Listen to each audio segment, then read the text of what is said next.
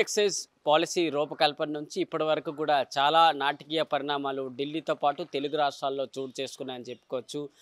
చాలామందిని ఈడీ అధికారులు key makers, king makers అంటూ కూడా వారిని అరెస్ట్ చేస్తూ ఈడీ, సిబిఐ 2 దర్యాప్తు సంస్థలు కూడా ముందుకు అడుగులేస్తున్నాయి. ఇలాంటి నేపథ్యంలోనే తెలంగాణ ఎమ్మెల్సీ కవితను కూడా అరెస్ట్ చేశారు. కవితను ఇటు ఈడీ అధికారులు ఢిల్లీలో రోజావన్నీ కోర్టు ముందు హాజరుపరిచారు. తర్వాత ఈడీ అధికారులు కస్టడీకి అయితే ఇచ్చారు. ఇప్పుడు తిహార్ జైల్లో ఆమె జ్యుడిషియల్ కస్టడీలో ఉంది. సో ఇలాంటి నేపథ్యంలోనే కవితకు సంబంధించి మధ్యంతర బెయిల్ కోసం అప్లై చేశారు. తన కుమారుడు ఎగ్జామ్స్ ఉన్నాయి. సో ఈ నేపథ్యంలో తనకు కుమారుడికి సపోర్ట్గా ఉండేందుకు నాకు మధ్యంతర బెయిల్ కావాలంటూ కూడా కవితకు సంబంధించి న్యాయవాదులు కోరిన నేపథ్యంలో ఏప్రిల్ 4వ తేదీన దీనిపైన సుదీర్ఘంగా విచారణ జరిగింది. 2 వర్గాల నుంచి వాదనలైతే వినిపించారు.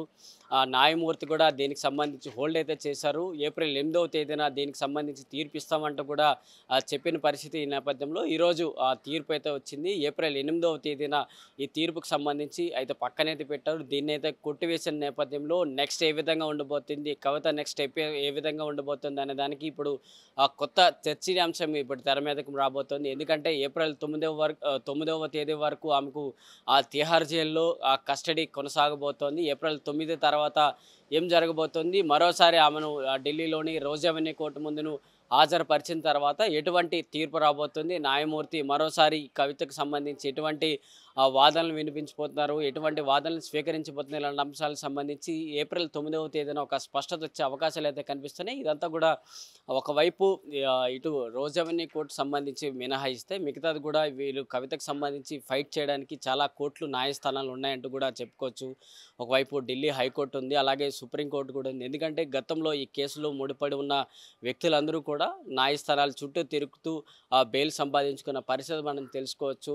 ఎందుకంటే రీసెంట్గా ఉన్న వ్యక్తులందరూ కూడా ఢిల్లీ హైకోర్టును ఆశ్రయించారు, అలాగే సుప్రీంకోర్టును ఆశ్రయించారు. కాబట్టి ఇలాంటి కోణంలో మరోసారి కవిత ఈ ఢిల్లీ హైకోర్టును కూడా ఆశ్రయిస్తుందా, లేకపోతే సుప్రీంకోర్టును ఆశ్రయిస్తుంది? ఇలాంటి కోణంలో తమ న్యాయవాదులు ఏ విధంగా కవితకు సపోర్ట్ చేయబోతారు, ఎటువంటి కోణంలో ముందుకెళ్తే కవితను బయటకు తీసుకొచ్చే కోణంలో తమ న్యాయవాదులు ముందుకెళ్తారో చూడాలి. ఎందుకంటే రేపు ఏప్రిల్ 9వ తేదీన కవితను మరోసారి ఢిల్లీలోని రోజావన్నీ కోర్టు ముందు హాజరుపరిచిన తర్వాత ఎటువంటి వాదనలు వెన్నుబడిపోతారు, నెక్స్ట్ ఏ విధంగా ఉంటుందన్న కోణంలో అయితే ముందుకెళ్లాల్సిన అంశాలు అయితే కనిపిస్తున్నాయి. ఎందుకంటే ఇప్పటి వరకు ఏప్రిల్ 16వ తేదీ వరకు ఆమె మధ్యంతర బెయిల్ కోసం అయితే అప్లై చేశారు.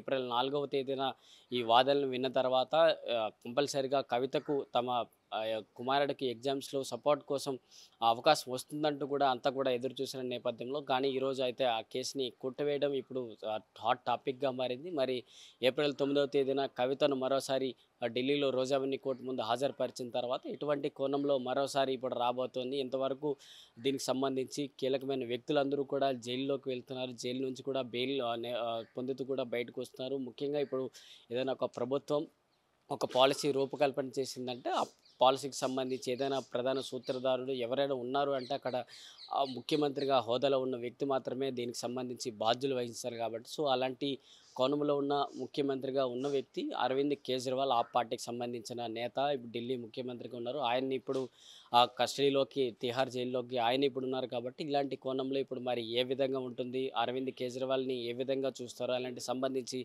ఏప్రిల్ 9వ తేదీన ఈ కవితకు సంబంధించి మరోసారి కస్టడీ నుంచి ఇటు తిహార్ జైలు నుంచి ఢిల్లీలో రోజావన్నీ కోర్టులో హాజరుపరిచిన తర్వాత ఇలాంటి కోణంలో ఒక 2 అడుగులు ముందుకేసి ఏ విధంగా ఉంటుందో రేపు జరగబోయే ఈ విచారణకు సంబంధించి, వాదనలకు సంబంధించి కావేరి బవేజా న్యాయమూర్తి ముందు మరోసారి ప్రస్తావనకు వస్తే ఎటువంటి వాదనలు వినిపించిపోతారు, కవితకి ఎటువంటి ఉపశమనం దొరుకుతుందో ఏప్రిల్ 9వ తేదీన మనకి మరింత అప్డేట్స్ వచ్చే అవకాశాలు అయితే కనిపిస్తున్నాయి. వీడియో జర్నలిస్ట్ సంజయ్ కౌశల్తో ప్రశాంత్, ఆంధ్రప్రభ, న్యూఢిల్లీ.